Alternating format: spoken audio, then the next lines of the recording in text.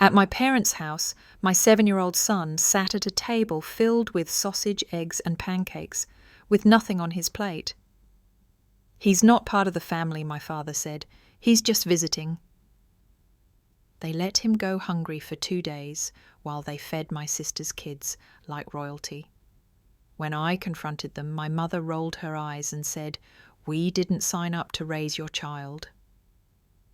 That was the moment I realized. They hadn't just erased me from their family, they were erasing my son too. And this time, I wasn't staying silent. I was 9 the first time I realized I was invisible in my own family. It was the last day of school before summer break, and I waited alone on the curb outside McKinley Elementary. My backpack was stuffed with drawings, spelling bee ribbons, and the perfect report card I couldn't wait to show off. The sun dipped lower and lower, and every other kid had been picked up except me. I remember the office staff giving me awkward smiles, offering juice boxes while dialing home over and over. Finally, an hour after everyone else had gone, my mum pulled up in her silver SUV. No apology, no explanation. "She had ballet," she said, nodding at the back seat where my older sister Rachel sat, still in her leotard, licking a popsicle. Rachel didn't look at me, just rolled her eyes and turned up the radio. That was the day I understood. I came second. Always. It wasn't just that Rachel was older. It was that she sparkled, loud, charming, dramatic. She could throw a tantrum in the middle of church and still get rewarded with ice cream.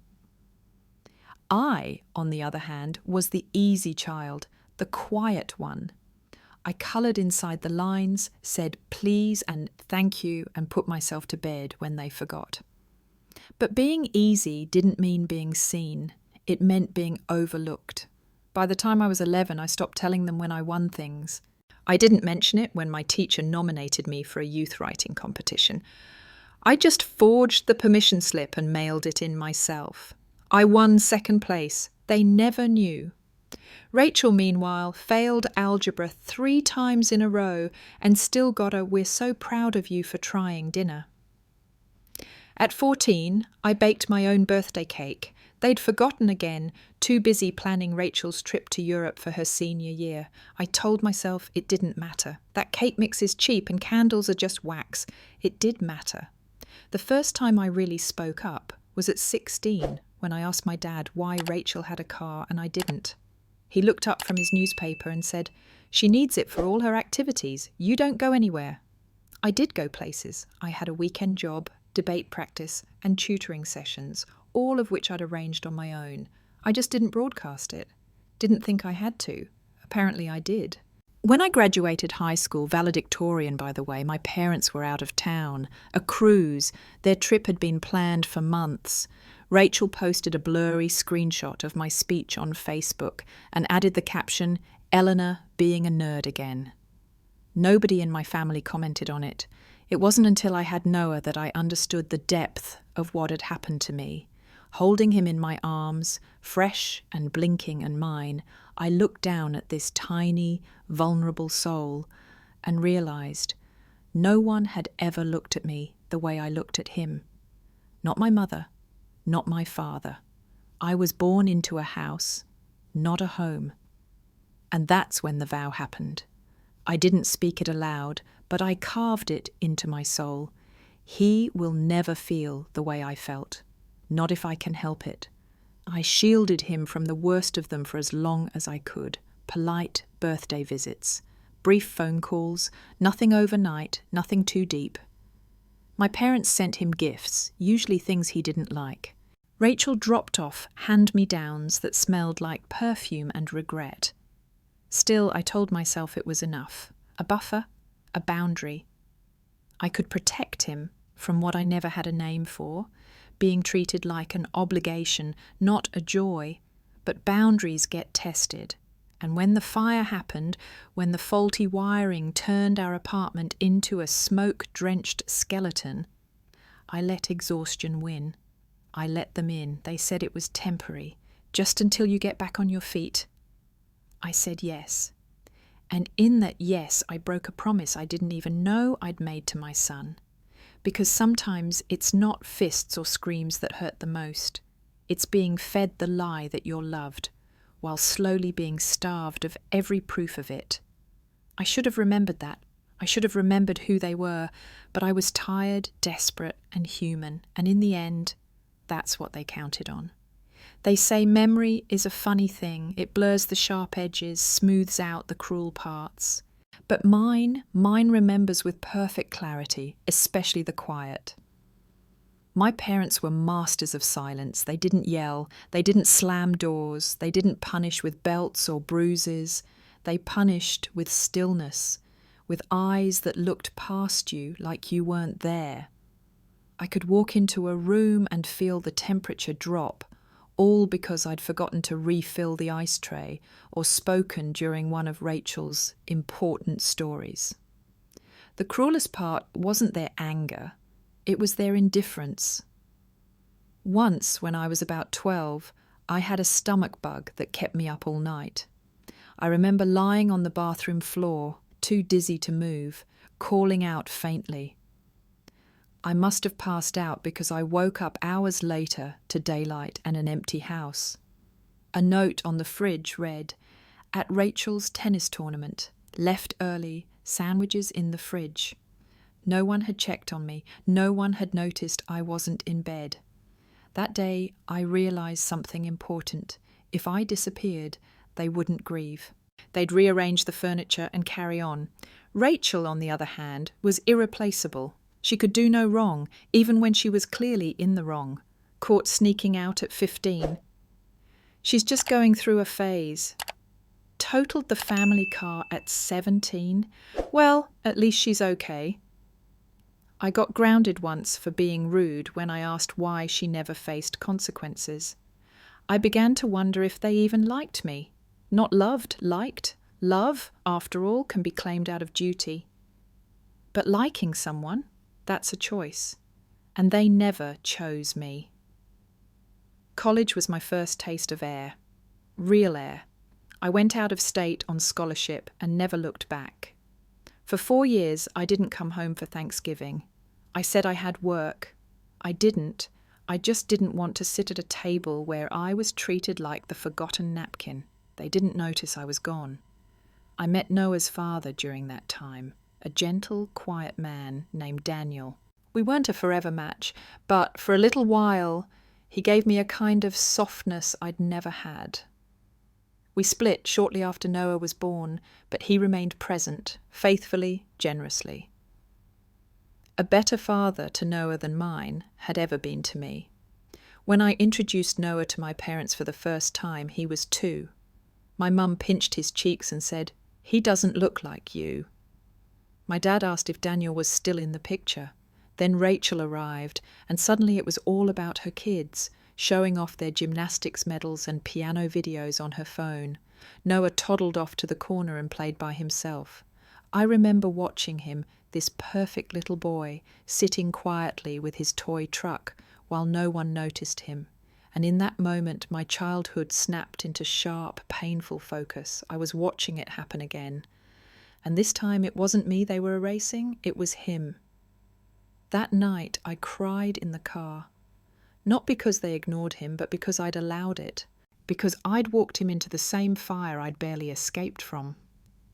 After that visit, I kept them at arm's length. Short calls, polite greetings, no overnight stays. I told myself I was doing the right thing, protecting him from the slow poison of conditional love.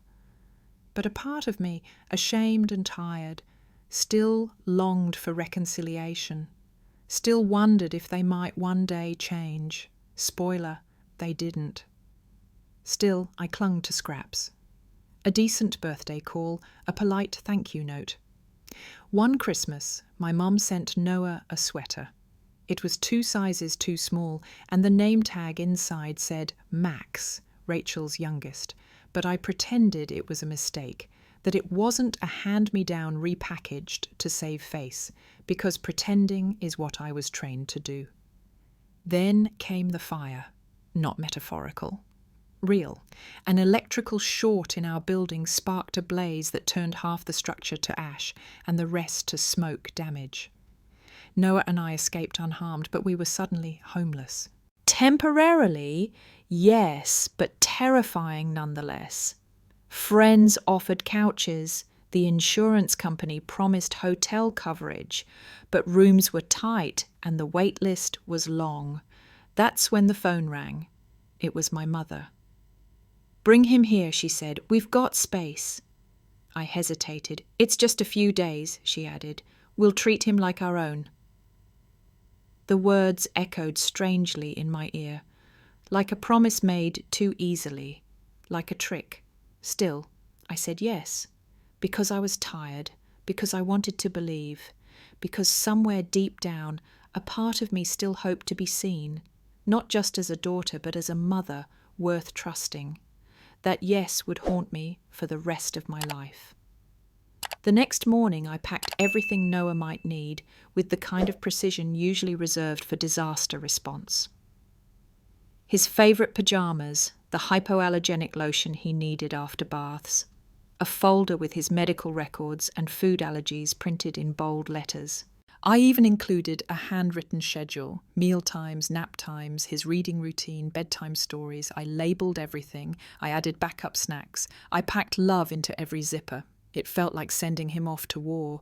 I told myself it would only be for 3 days, maybe 4 at most. Just enough time for the insurance to finalise our hotel voucher, just long enough to breathe. Noah, sweet as ever, tried to make me feel better. "It'll be like a sleepover, right, Mommy?" he said, hugging his little backpack like it was an adventure. I smiled and nodded. Exactly that, baby. But my stomach churned. When we arrived, the house looked exactly as I remembered. Pristine lawn, wreath on the door, everything in perfect order. Like a catalogue spread, but nothing about it felt warm. My mother opened the door with a tight smile, and my father stood behind her, arms crossed, nodding once. "Well, look who it is," she said to Noah in that sing-song voice adults use when they don't actually want to talk to children. Noah offered her a polite wave. "Hi, Grandma." She bent down and kissed his forehead quickly, then stood straight and looked past me. "We cleared out the guest room. Put some sheets on the futon." I thanked her. My father said nothing. As we brought Noah's things inside, I noticed Rachel's kids' photos still covering every inch of wall space. Graduation portraits, baby pictures, a family photo at Disney World. Noah's face appeared nowhere. Not even the school picture I'd mailed them last year. They hadn't even bothered to put it on the fridge. The room they'd cleared for him was clean but cold. No toys, no books. Just a folded blanket and an old nightlight I recognised from the attic. "Is this okay?" I whispered to Noah as we set up his things. He nodded. "It's fine." But his voice was soft. Too soft. I crouched down and looked him in the eyes. "I'll be back in a few days. You have your iPad if you need me, and I'll call every night." "I know," he said. "It's just, will they like me?" The question punched the air out of my chest. "They don't have to," I said gently. "They just need to treat you with kindness." He nodded, but I saw the worry in his eyes. I kissed his forehead, whispered a prayer into his hair, and left before I changed my mind. That night I didn't sleep.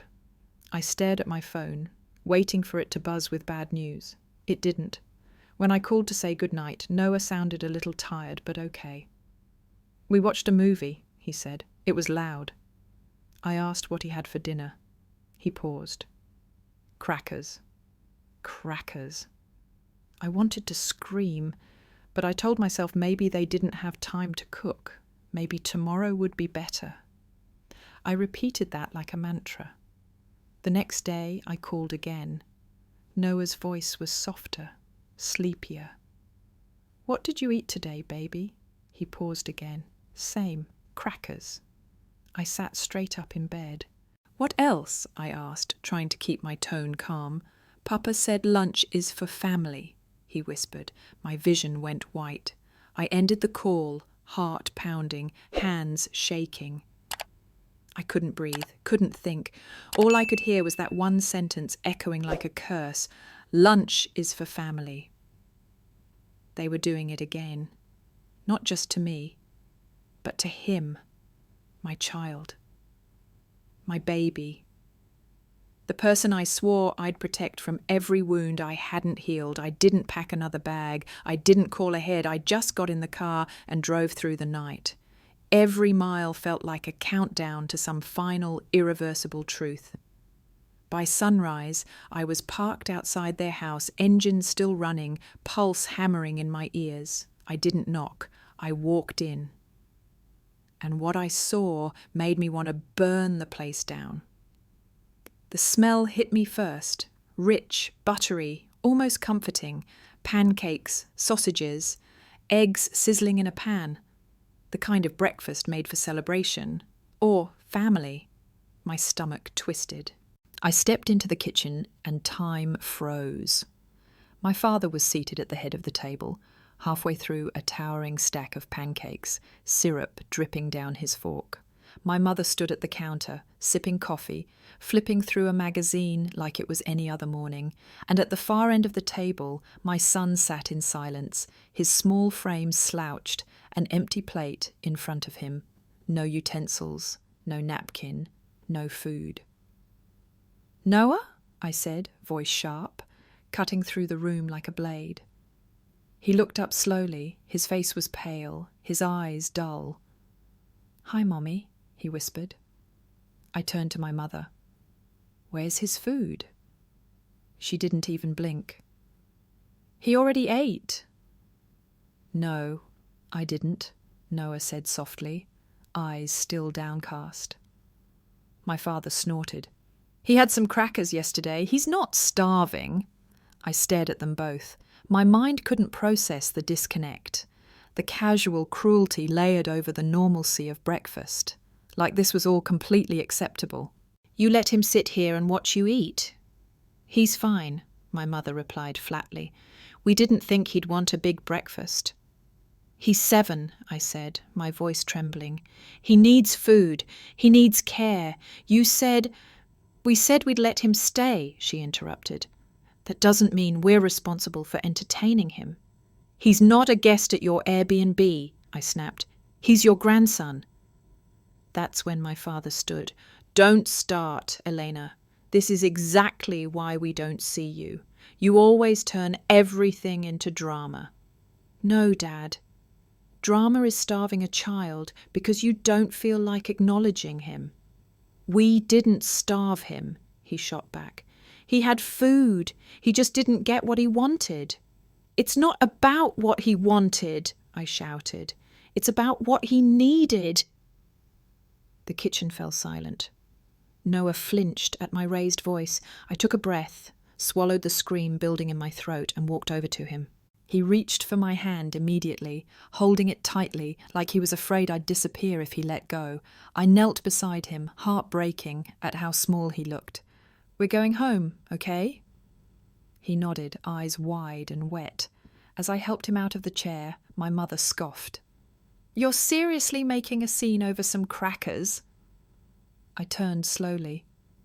"No, I'm making a decision, and this is the last one you'll ever be involved in." "Elena." I didn't let her finish. I walked to the door, Noah clinging to my side, and left without looking back. I drove us to the nearest diner. The waitress smiled and handed us menus, but Noah just stared at the table. "You want pancakes?" I asked, trying to sound upbeat. "Maybe some eggs?" He nodded. When the food came, he picked at it, ate maybe 2 bites before whispering, "My stomach hurts." I blinked fast, pushing tears away. "That's okay, baby, you don't have to finish." We sat there for a long time, the scent of syrup hanging in the air like guilt. That night, back in the temporary motel room the insurance company had finally approved, I tucked him into bed and kissed his forehead. He didn't ask about them. He didn't cry. He just said, "Will they be mad that we left?" I paused. "Maybe, But that's not your problem." He nodded and closed his eyes. I stared at the ceiling long after he drifted off. For years I'd convinced myself that silence was survival, that keeping the peace meant keeping my sanity, that if I just behaved, stayed small, didn't rattle the cage, they'd love me, or at least tolerate me. But I'd made a mistake. I thought walking away years ago had been enough, that setting boundaries was strength. But I'd only ever walked halfway out the door, and now they had hurt the one person who'd never deserved to carry the weight of their neglect. They had erased him, like they had erased me. But this time I wasn't going to let it go. This time I wasn't going to whisper. This time I was going to tell the truth and let it echo. It's strange, the things your mind holds on to when you're hurt. For some people it's the words, for others the faces. For me, it was the sound, the clink of my father's fork against his plate, the hum of my mother flipping magazine pages while my son sat next to them, unseen, unfed. I heard that sound in my sleep, in the shower, in the silence between conversations. Noah never mentioned it again. But his behaviour changed. He grew quieter. His appetite dimmed. He didn't ask for bedtime stories, didn't beg for pancakes on Saturdays. He stopped humming while brushing his teeth, something he used to do like clockwork. He started fading, and the guilt clawed at me like a living thing. I tried to fix it the only way I knew how, by reclaiming our version of normal, extra cuddles, his favourite movies, banana sandwiches cut diagonally. I even booked a weekend at a small animal sanctuary, where he got to feed goats and pet rescue bunnies. He smiled that day, really smiled, but the shadow behind his eyes stayed. It was the shadow I knew well, because I'd carried it most of my life. One afternoon, while he was napping, I found myself staring at the photos on my phone, pictures of Noah over the years. First tooth, first Halloween, the time he wore his underwear on his head and declared himself Captain Pants. I scrolled and hit something I hadn't seen in years. A photo of my parents' kitchen. It was Christmas 2 years ago. Rachel's kids were in the foreground, covered in wrapping paper and joy. My mother stood behind them, arms spread like a proud general surveying her kingdom. My father was grinning with a Santa hat tilted sideways, and there I was in the background holding Noah. You could barely see us. We were in the frame, but not in focus, present but peripheral. That's when something broke loose inside me. I stood up, pulled out a box of stationery and began writing letters, not dramatic ones, not accusations, just truths. I wrote to Aunt Sheila, who'd always wondered why we never came to the family reunion, to Cousin Evan, who once asked why Noah didn't call our parents Grandma and Grandpa like the other kids, to Melissa, Rachel's best friend, who adored Noah and often sent him little toys on holidays. I wrote what happened. Plain and simple, they didn't feed him, they told him he wasn't family. They let him sit at a table full of food with nothing on his plate. I didn't need to scream. The truth, told softly, speaks louder than any accusation. And one by one, they responded. Aunt Sheila called, her voice shaking with quiet rage. They said he was what? A guest? Cousin Evan replied with a long email, apologising for not noticing sooner. Melissa sent a box of books for Noah with a card that read, "You are loved, always." I didn't expect them to cut off my parents, but they did. Rachel cancelled her kids' next visit. Aunt Sheila told her Bible group. Even Cousin Mark, who used to call my parents the rocks of the family, stopped attending their summer cookouts. And suddenly the invitations dried up. No more photos of family game nights. No more group texts about potlucks. No more praise. My parents were no longer the centre of anything. They called 3 days later. First it was my mother. Her voice trembled, a tone I hadn't heard in years. "Why is everyone ignoring us?" I didn't answer. Then my father left a voicemail. "You're ruining our name over what? Some crackers?" "Some crackers." I played that message twice, then deleted it. They still didn't understand. It was never about the food. It was about erasure. They erased me, then they tried to erase him, and now they were the ones fading from view, one silent, aching absence at a time. The silence didn't last. When attention fades from people who crave it, desperation replaces dignity. My parents began to reach out more frequently, calls, texts, even letters. At first, they masked it as concern. "We just want to talk," my mother left on voicemail one afternoon. "This isn't healthy, Eleanor, for you or for Noah." I ignored it. Then came my father, voice sharp with resentment. "If you're going to destroy our reputation, at least give us a chance to explain our side." Their side. I sat on my motel bed, staring at my phone, the voice in my head echoing, "There is no other side. You starved a child. You told him he didn't belong." Still, they persisted. The letters escalated. My mother wrote that I was misremembering the situation, that Noah had refused food, that I had always been emotional and too sensitive and dramatic. The same old words they used to clip my wings when I was too young to defend myself, but this time the difference was glaring. I wasn't that little girl anymore. I had a voice, and I was using it, not to the world, not online. I wasn't interested in going viral or turning this into some revenge campaign. No, I was using my voice in the most dangerous way possible, telling the truth to people who mattered to them. I told it to my childhood neighbour, Mrs. Langston, who'd known me since I was 3 and still hosted the annual neighbourhood potluck. I told it to my dad's old friend from Rotary Club, who always boasted about what a fine family man he was. I told it to the mailman who once brought my mother's packages in during a storm. Every conversation was small, calm, direct. They didn't feed Noah for 2 days, I would say. They told him he wasn't family. And then I'd let the silence sit, heavy and uncomfortable. The kind of silence they had once used to punish me now worked against them. People began to pull away, subtly at first, then with finality.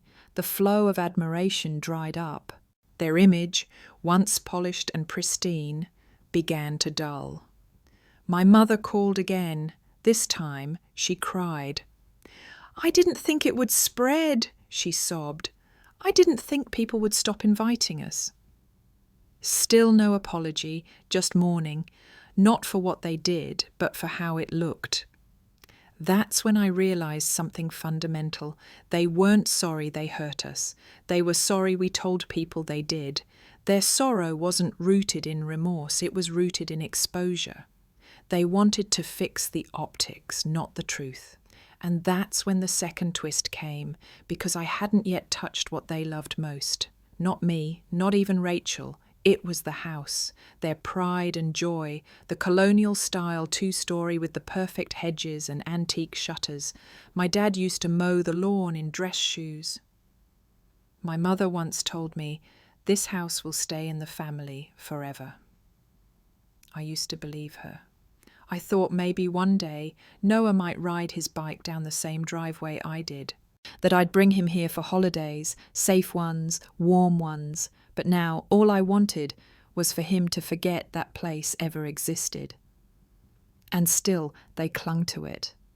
They hosted their annual community fundraiser that summer, the charity BBQ for local firefighters, the one that made them look like hometown saints. Every neighbour came. It was their last stronghold of control. So I made one final call.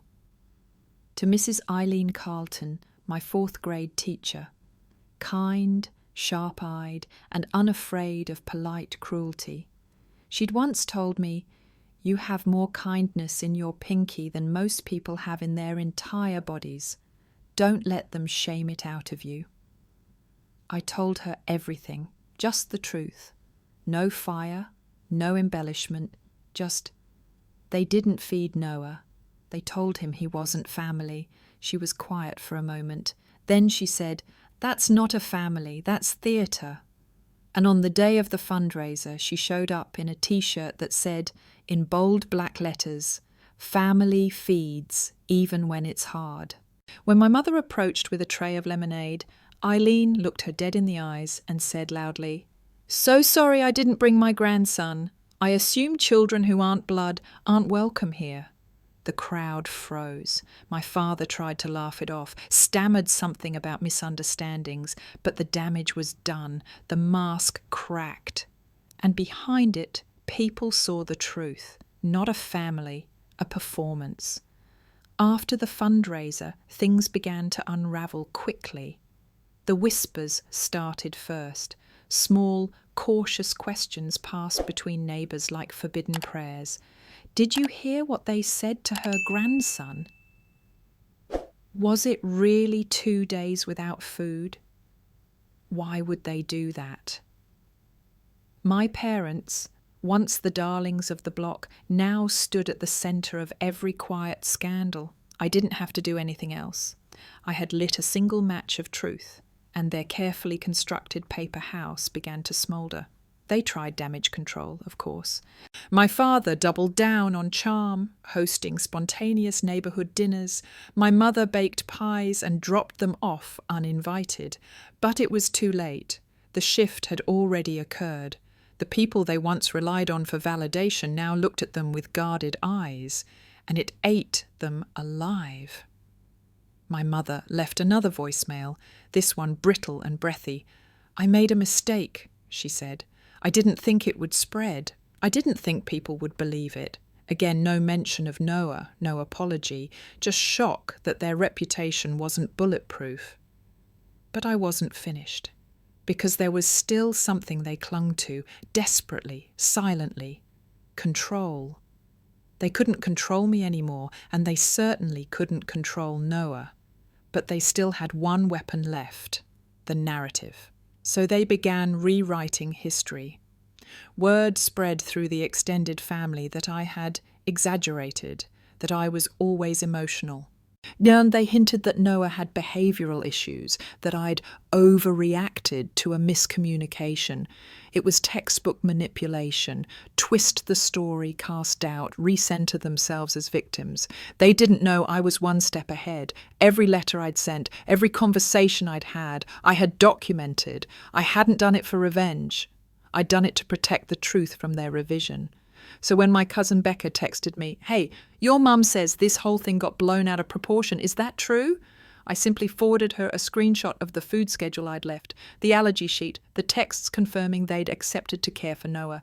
Then I added, "He ate crackers for 2 days, nothing else." Becca didn't reply immediately, but a week later she posted a photo of her toddler eating a messy peanut butter sandwich with the caption, "Family feeds, no matter what." I didn't have to be loud, I just had to be clear. Still, part of me wondered if it was too much, if I'd gone too far, if I'd tipped the balance from truth-telling into vengeance. Until one night, as I was folding laundry, Noah looked up from his drawing and said, "Mommy." "Yes, baby?" "I don't think I want to visit them anymore."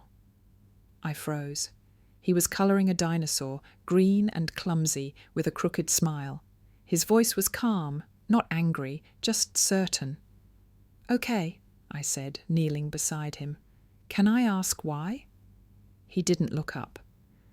Because they didn't see me. And I think maybe they never did. My heart shattered quietly, not from sadness, from pride.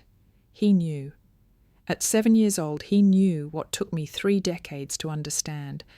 Some people don't love you. They love the image of you, the utility of you, the way you make them feel about themselves. But real love sees you. And Noah had learned to walk away from anything that didn't. Later that week, Melissa called. I hadn't expected it. We hadn't spoken much since everything fell apart. She'd stayed neutral at first, caught between the golden child loyalty and the discomfort of truth, but this time her voice was subdued. "I went to see them," she said, "just to check in." I didn't respond. The house, it's different, curtains always drawn, Mom keeps the lights low, Dad barely talks. I think they're, I don't know, lost. I said nothing. She continued, "I tried to bring the kids over, but they didn't want to go, and I didn't force them. That surprised me. They said it felt weird now, cold." A pause. "I think they're finally feeling what they made you feel," she said softly.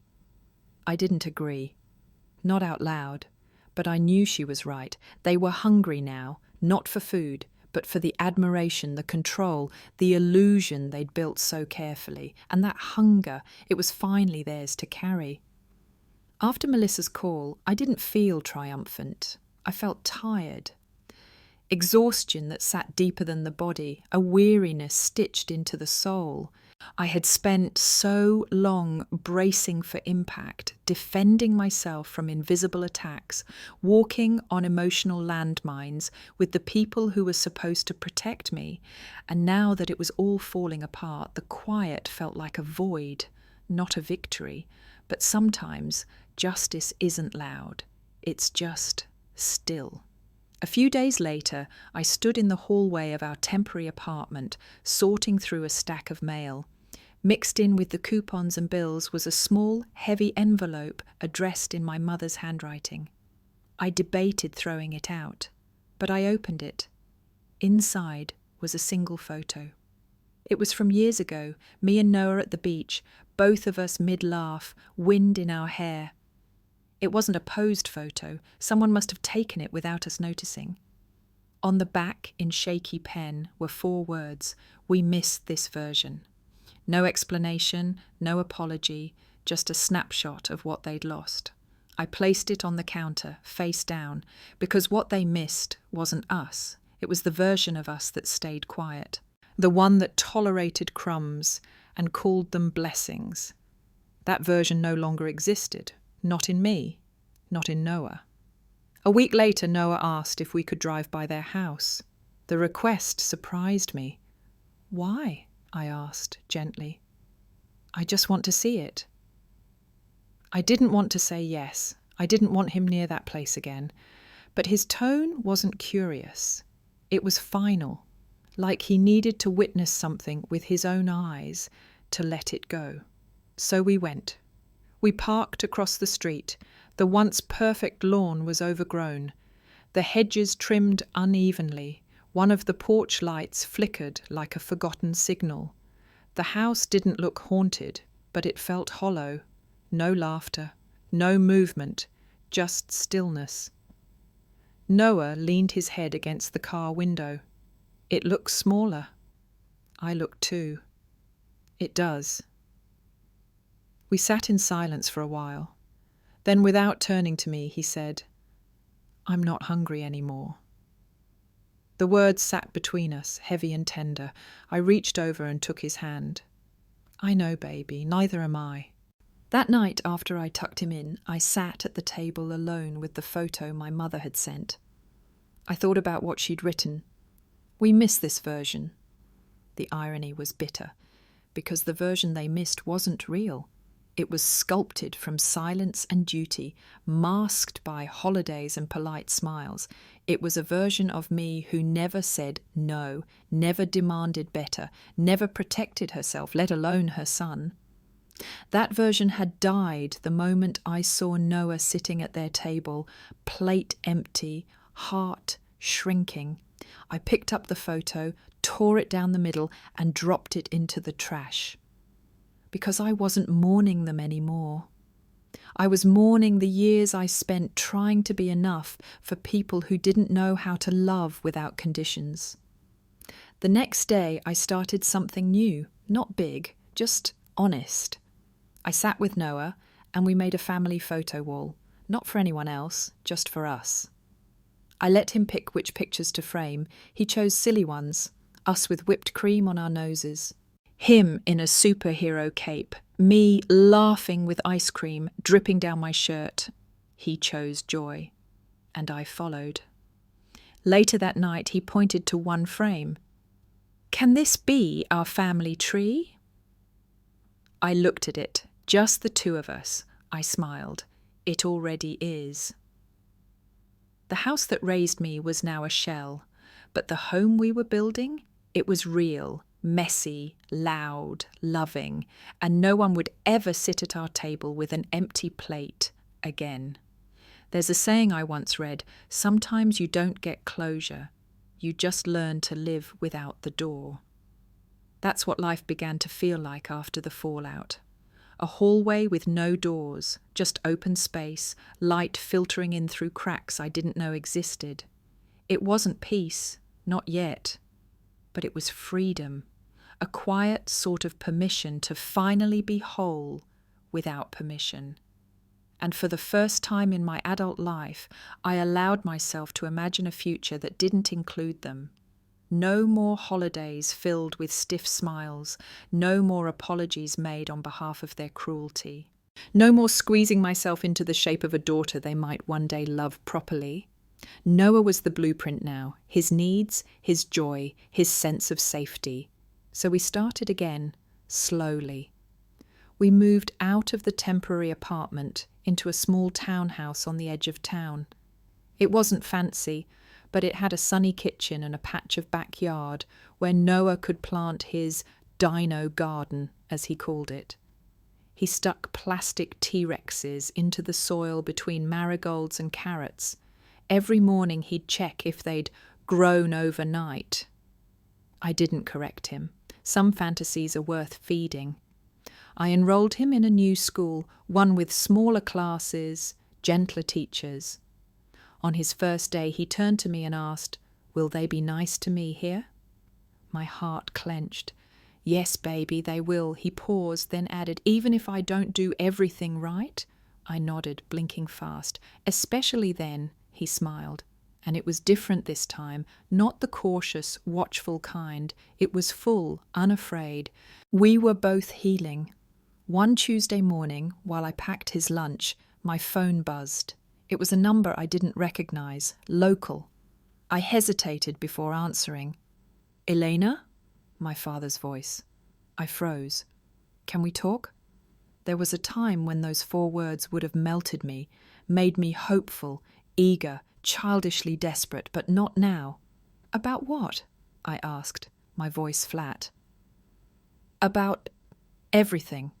We messed up, your mother and I. We want to make it right." I nearly laughed. "You can't make it right. You didn't forget to call me back. You neglected a child. You made him feel like he didn't exist." His voice cracked.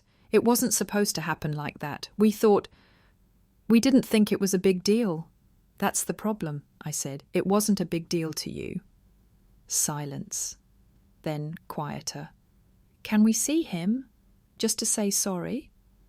I looked out the window, watched Noah crouched in the yard, showing his dinosaur garden to the neighbour's cat. "No," I said softly. "You lost that chance." "Elena!" "Goodbye, Dad." I ended the call. I didn't cry, I didn't shake. I felt light. Later that evening, I told Noah, "Papa called today." He looked up from his Legos. "What did he say?" "He wanted to see you." Noah's face darkened.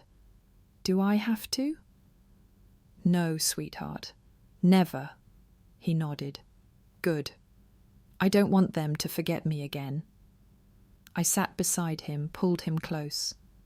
"No one who matters will ever forget you." The next day, we baked cookies, his favourite, chocolate chip with sea salt. He wanted to bring some to his teacher, so we packed a small tin and tied it with ribbon. We sat on the couch after, crumbs on our shirts, laughter in the room. And in that quiet, it hit me. This warmth, this softness, this joy, was the home I'd been trying to build my whole life, not the kind with manicured lawns and crystal chandeliers, the kind with trust, with second chances, with love that didn't ask you to earn your seat at the table. We had no room for ghosts here, only light. A few weeks after that final call with my father, a letter arrived in our mailbox. It was thick, formal-looking, and postmarked from my parents' address. My heart sank as I opened it. I wasn't prepared for another apology wrapped in justification, another passive-aggressive essay about family duty or misunderstandings. But it wasn't a letter at all, it was a legal notice. They were trying to claim visitation rights to Noah.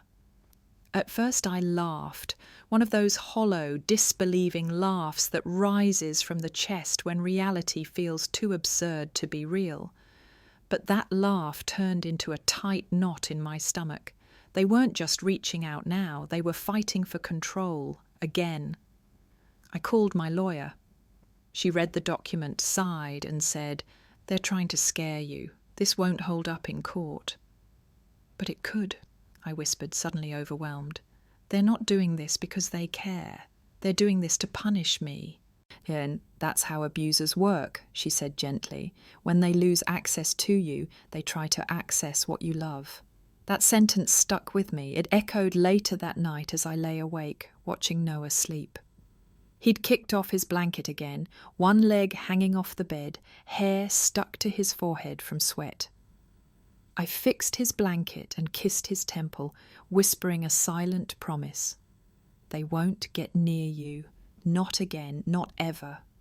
I responded to the notice with an affidavit. I documented everything, what Noah told me, what I witnessed, the phone records, the photos, the statements from family who'd heard the truth. It didn't go to trial. It didn't even make it past the first judge's review. But it proved something I needed to know deep down. I wasn't powerless anymore. And Noah? He was protected. I didn't tell him about the papers. He didn't need that weight. He was thriving now, talking more, laughing freely, building elaborate Lego cities with dragons and bridges and secret tunnels. One evening he handed me a drawing. "This is us," he said. In the picture, we stood on top of a mountain. I wore a cape. He held a sword. Beneath us, monsters, labelled mean people, were falling into a pit. "You're the hero," he said proudly. "No," I whispered, blinking fast. "We both are." The drawing went on the fridge. 2 weeks later, Melissa texted me a photo. It was the front of our parents' house, dark, overgrown, blinds shut. "They barely go outside anymore," she wrote. "Mom keeps saying they're being punished for one little mistake." One little mistake. 2 days of hunger. A declaration that Noah wasn't family, the ripple effect of a lifetime of conditional love. I didn't reply, but I stared at that photo for a long time. There was a time I would have felt guilt, pity, even responsibility, but not anymore. They'd built that house like a monument. Every inch was a curated shrine to status and appearances, but now it was a tomb of their own making. One they chose, brick by brick, with every cruel decision disguised as discipline, every withheld affection masquerading as tradition. And now they were alone inside it, because no one wants to sit at a table built on shame, not anymore, not ever. That weekend, Noah and I invited a few neighbours over for dinner. Simple, nothing fancy. Just pasta, garlic bread and mismatched dishes. Kids ran through the backyard barefoot and giggling. Adults passed around lemonade and stories. At one point, one of the mums turned to me and said, "Your home is so warm." I smiled, looked around at the chaos, the crumbs, the noise. "Thanks," I said. "It's exactly what we need." Later that night, after everyone left and Noah had fallen asleep with a breadstick still in his hand, I stepped outside and looked up at the stars. We were safe, we were whole, and we were home. There was a time when being their daughter defined everything. I was the obedient one, the invisible one, the one who knew how to read a room by age 6. I could tell by the way my father shut a cabinet how much space I was allowed to take that day. I could feel my mother's disappointment just by how she set down her teacup. Soft meant I'd done okay, hard meant I'd disappointed her. Back then, I didn't have language for it. I just knew love was something you earned, not something freely given. But motherhood changed that, not all at once, slowly. The way water shapes stone. When Noah was born, I remember holding him in that fluorescent hospital room, his body warm and perfect on my chest. I didn't think about legacy or generational trauma. I just thought, I will never let him feel the way I did. It sounded simple, but it wasn't. Because even as I rocked him to sleep and kissed his forehead, the ghosts of my childhood stood behind me, whispering the same old doubts. You're overreacting. You're too emotional. He needs to learn the hard way. It took years to unlearn their voice, and it took one weekend for them to try and pass it down to him. But now, looking at Noah, vibrant, quirky, unashamed, I saw the truth. I wasn't their daughter anymore. I was his mother. And that meant everything. One afternoon, we went to the local library for a storytime event. Noah had insisted on wearing his dragon wings and sparkly blue boots. They make me faster, he'd said. As we walked in, a woman did a double take, then smiled at me. Your son? I nodded. He's got such spirit. I looked at him, flapping his wings while choosing a book about volcanoes. Yeah, I said, he really does. The woman leaned in, lowering her voice. That's rare. Most kids his age are already worried about fitting in. I didn't explain why. I didn't talk about the 2 days he sat at a table, learning not to ask for more, or how he learned what it meant to be othered by people who should have protected him. Instead, I just said, he doesn't worry about that anymore, because he didn't, and neither did I. That night, while making dinner, Noah sat at the kitchen table colouring. Mom? Yeah, baby? Do you think we'll ever go back to their house? I froze. No, I said gently. Why do you ask? He didn't look up. I was just wondering if it changed. What do you mean? If it's still cold.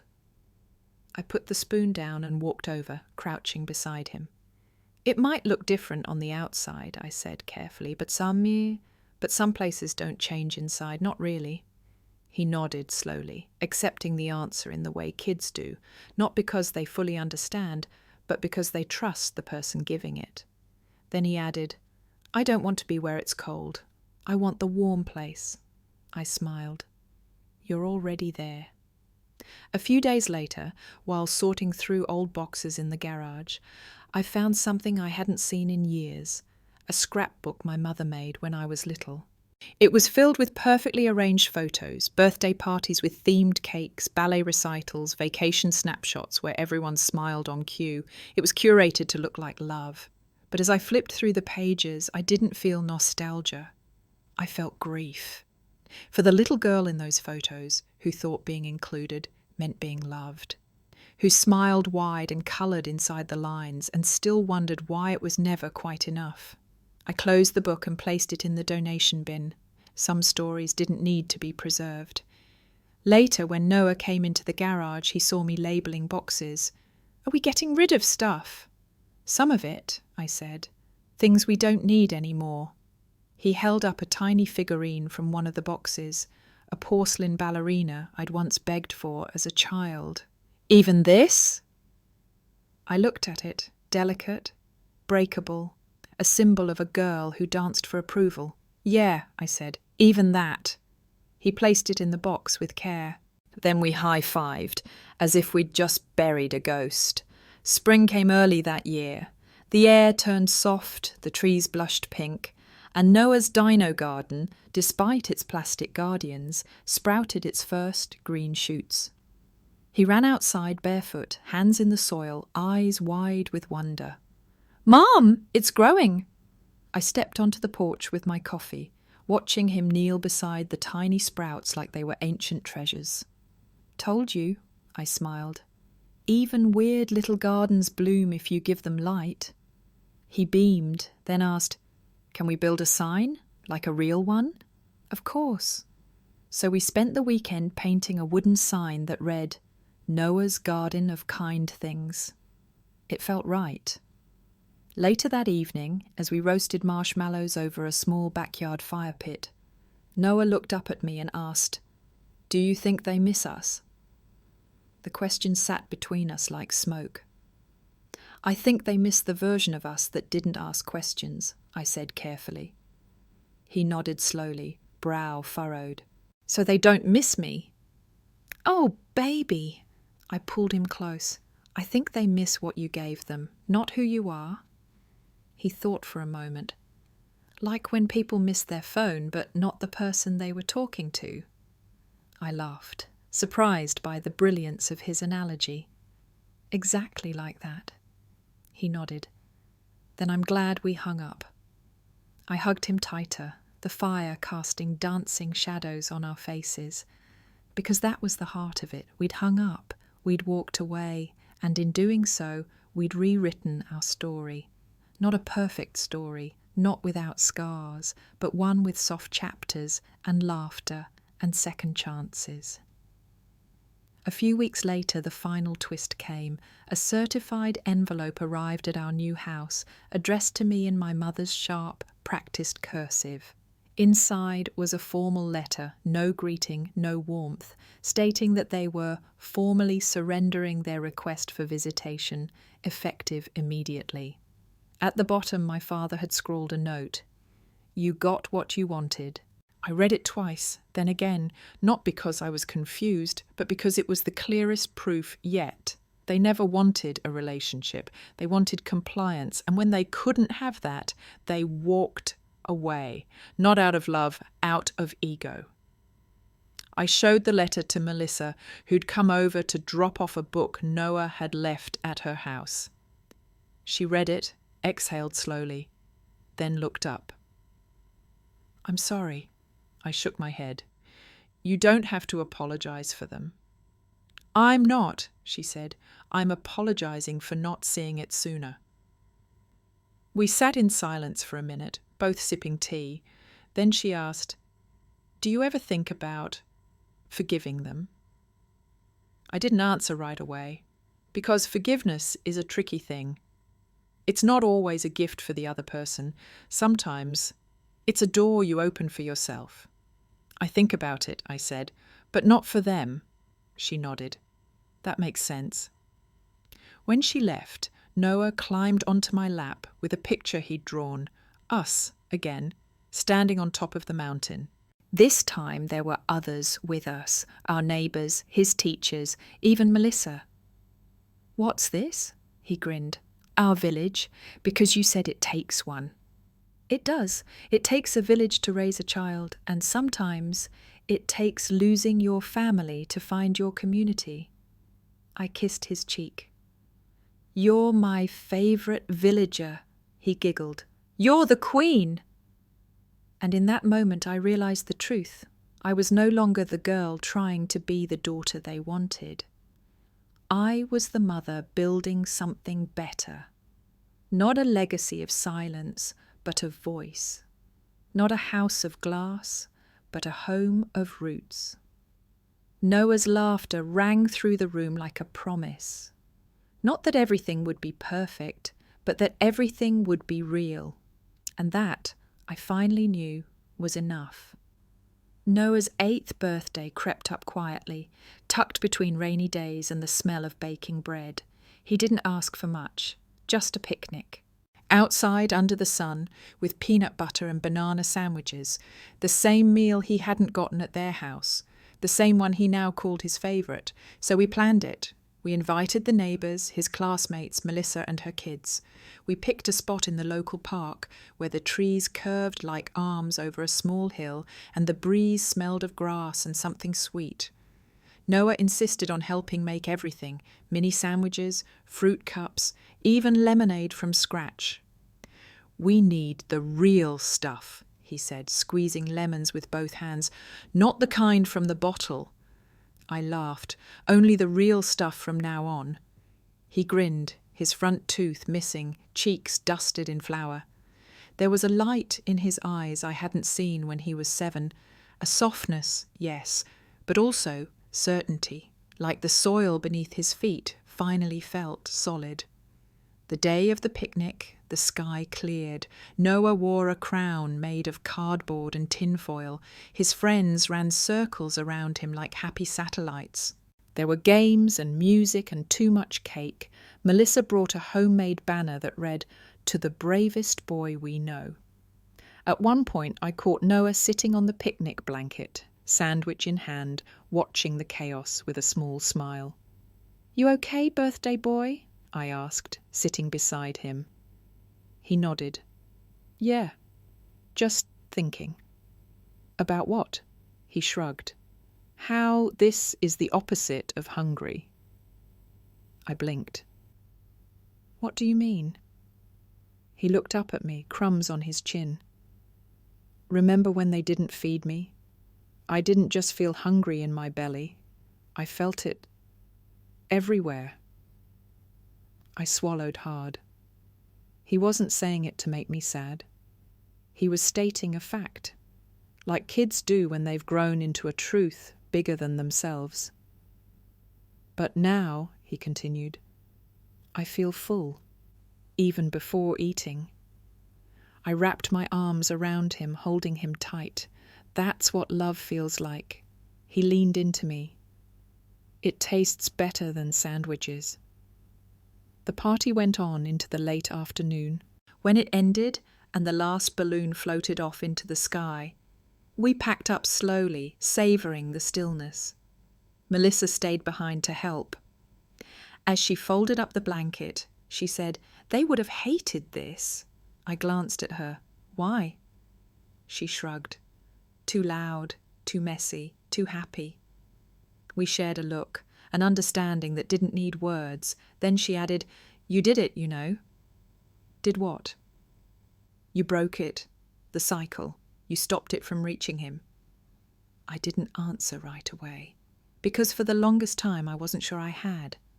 I'd feared that some invisible thread, woven in childhood and tightened over years, might still live inside me, waiting to trip me up. But sitting there, surrounded by crumbs and laughter and sunlight, I realized she was right. I had broken it. With every no I'd said to them, with every yes I'd given to Noah, with every time I chose presence over performance. Later that evening, after a long bath and too many birthday songs, Noah crawled into bed beside me. "I like this age better," he murmured, half asleep. "Why?" "Because I remember less of the bad stuff." I brushed his hair back, kissed his forehead. "Then we'll make more good stuff, okay? So much that the bad stuff gets buried under it." He smiled. "Like cake on a broccoli." I laughed softly. "Exactly like that."